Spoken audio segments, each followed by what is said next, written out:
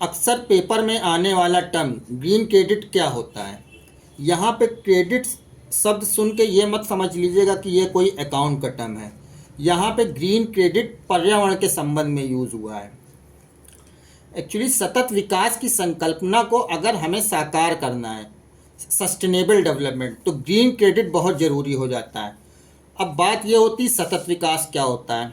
सतत विकास ये होता है कि हमें लगातार विकास भी करते जाना है, डेवलपमेंट भी करते जाना है और पर्यावरण का संरक्षण भी करना है, पर्यावरण को भी बनाए रखना है। उसी के क्रम में ये ग्रीन क्रेडिट शब्द आया है।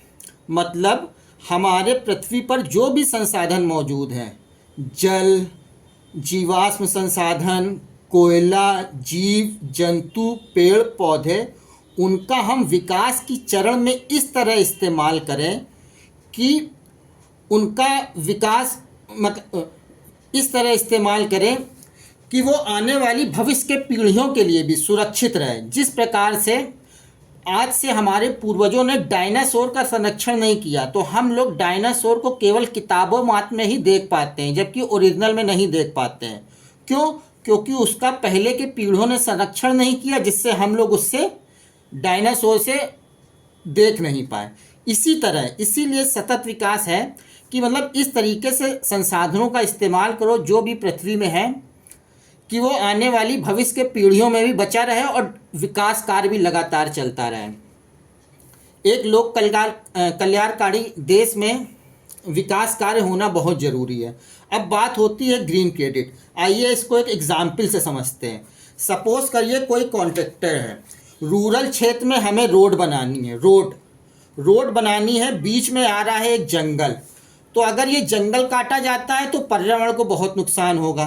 तो जो कॉन्ट्रैक्टर होगा वो जितना बड़ा यहाँ से जंगल काटेगा, उतना ही बड़ा जंगल वो कहीं और पे लेके गवर्नमेंट को देगा और अप्रूव कराएगा। क्यों? क्योंकि यहाँ पे उसने पर्यावरण का नुकसान किया है, तो यहाँ पे वो पर्यावरण की भरपाई करेगा जहाँ पे भी वो जंगल लेगा। इसी चीज़ को उसको बोला है ग्रीन क्रेडिट, कि अगर आपने पर्यावरण का नुकसान भी किया है तो पर्यावरण आपने उसको रीस्टोर भी कर दिया। अब इससे कई फ़ायदे होंगे। क्या फ़ायदे? पहला फ़ायदा, क्योंकि गवर्नमेंट के पास जो भी मरुस्थली ज़मीन, डिग्रेडेड ज़मीन पड़ी होगी जो यूटिलाइज नहीं हो रही होगी, उसका लोग लेके उसमें जंगल लगाएंगे।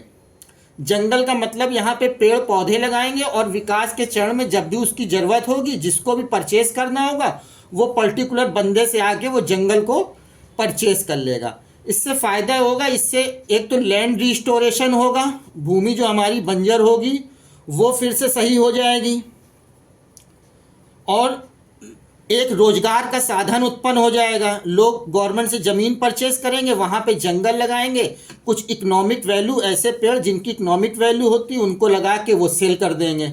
दूसरी बात, हमारा पर्यावरण भी इससे सुरक्षित रहेगा, पर्यावरण भी लगातार ग्रो करता रहेगा। कार्बन की मात्रा जो हमें गवर्नमेंट की संकल्पना है नेट जीरो, मतलब कार्बन डाइऑक्साइड हम जितनी डेवलप कर रहे हैं उतना हम उसको कंज्यूम भी कर रहे हैं किसी भी तरीके से, 2070 तक वो भी हमारा पूरा हो जाएगा। तो यही होता है ग्रीन क्रेडिट।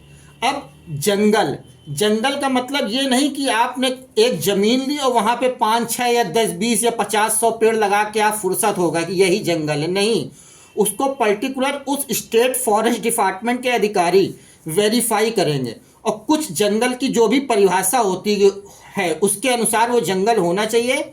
जहाँ तक मेरी जानकारी है तो मतलब प्रति एकड़ कुछ लाख, 2 लाख या 10 लाख पेड़ अगर होंगे तो वो जंगल की कैटेगरी में आता है। यही होता है ग्रीन क्रेडिट।